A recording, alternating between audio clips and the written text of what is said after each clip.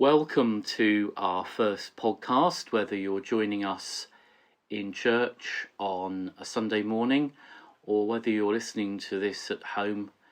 This is a podcast from All Saints Church in Small Heath during Advent 2021, when we will examine the traditional themes of Advent: hope, peace, love and joy. These are the themes which we follow each week, sequentially leading up to the birth of Jesus. The overriding theme this year is darkness to light, and that's what I'd like us to think about. It's a pertinent theme at this time because many of us have experienced some periods during the COVID pandemic of darkness, but there have been moments of light as well. Hopefully in our personal lives at home, certainly in the life of our nation and in the life of our church too. And so on this first Sunday in Advent, we reflect upon the theme of hope. And this morning I have with me Richard, who works for the NHS on the front line, who's going to share a few reflections with us on COVID and mental health. Hello, Richard. Hi, Father Julian.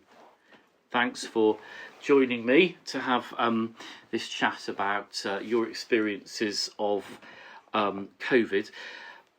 When COVID first first started, did you notice that the number of people wanting help with mental health related things increased, or was it a gradual process? It was a gradual thing. I think first of all, people's attitudes were, okay, it's here for a couple of weeks. We'll deal with it. We can get on with it. But obviously, as it dragged on, went further and further into it, and more cracks began to show. So both staff and patients have been suffering a lot with mental health issues, and we have noticed a major increase in our, like I say, with our patients as well as our staff. So how does that manifest itself? Well, first of all, have the sort of mental health issues that you've encountered changed over time? So was it certain types of things at first and now it's different kind of things, or is there a thread that runs through your experience? It has changed. Originally it was people were feeling isolated due to obviously lockdown. There was a lot of fear in people.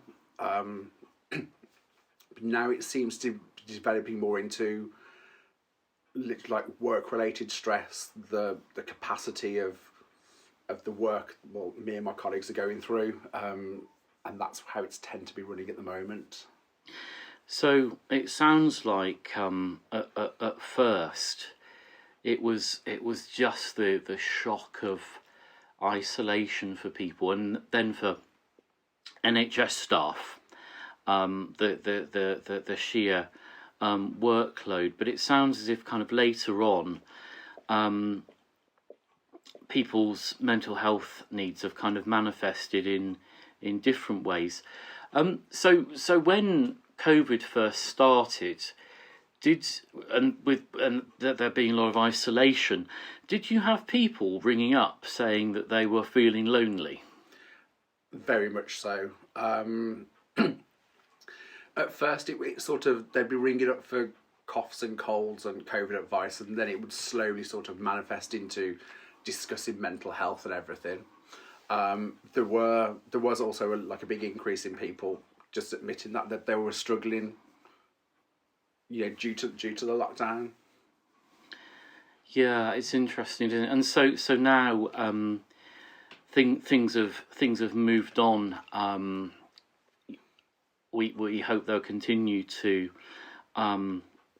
move on. You were talking about workplace stress. Yeah. What's that like for people? I guess the world of work is different now, isn't it? Definitely, very much.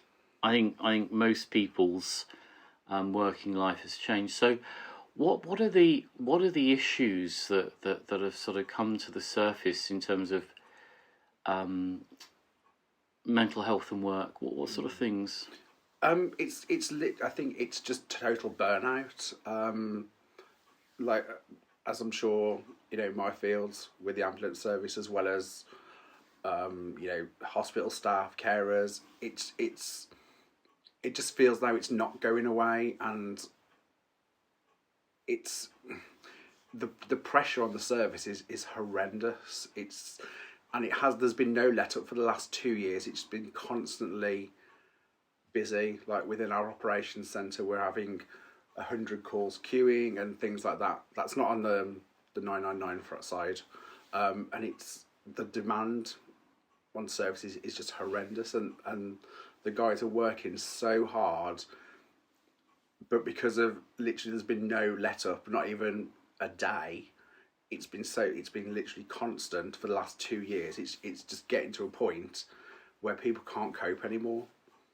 So it sounds like stress to me. It sounds as if it's about stress. Yeah.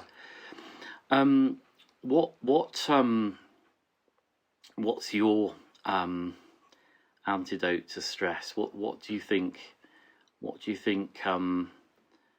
What helps you with stress? Because clearly, you're in a stressful working environment. What helps you? I like to bake. I like to come back from work, and it is hard to switch off sometimes. Have a bit of time to myself.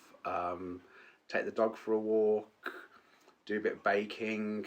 Quite into home decoration, so like doing like a little bit of Instagram and things like that. So taking a bit of time for myself is important, and just knowing your own limits really, and just doing things that you enjoy, even if it's little things, and just appreciating the time that you do get with your family and your friends.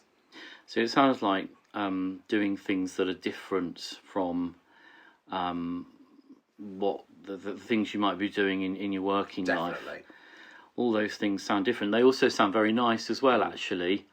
So there's something there about distraction, isn't there? Definitely, yeah.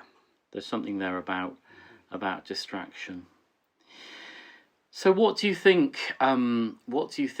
It's difficult to still very difficult to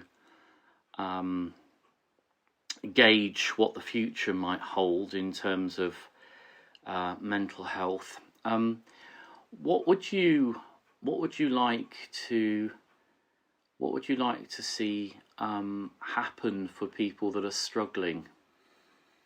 I think there does need to be like more services available, and I think there are very limited services. But also, I do think there's a very big stigma of people not actually wanting to admit they're struggling, and they are having a hard time, and it's perfectly okay. It's, for example, if you've got a headache, you go and see your GP or something, or it's exactly the same. So if there is anyone struggling at all, ask for help. Your GPs, there's plenty of services out there. Yes, they are very limited, what they can do, but you do need to make that first step. So that's what I would like. I would like more services, but also people asking for help as well. It is about taking that first step, isn't it? Yeah. And I think that there does come a point when, if somebody's not feeling themselves or not feeling well, that there's nothing anybody else can do unless they do take that first step, really. And I guess the risk of not speaking out is that it's a bit like filling a bottle of water with the lid on, and eventually the bottle will explode or the top will pop off. This is it, yeah. Sometimes in ways that we don't expect. Well, thanks ever so much for sharing, and now I'm going to share a few thoughts on the theme of hope, the theme of mental health, and what we as a church might be able to do. I'm reminded of the phrase, "Great is thy faithfulness," not just a line from one of our favourite hymns, but also a sentence of scripture from Lamentations chapter 3, if I'm not mistaken. We're very fortunate at All Saints that we're able to run a community cafe twice a week, and we're able to offer food to the community to take away on other days, and that service has been well used during COVID. It's more recently that we've started to open the doors for people to be able to come down and sit down with other people and eat food together, and I was slightly hesitant when the idea was suggested.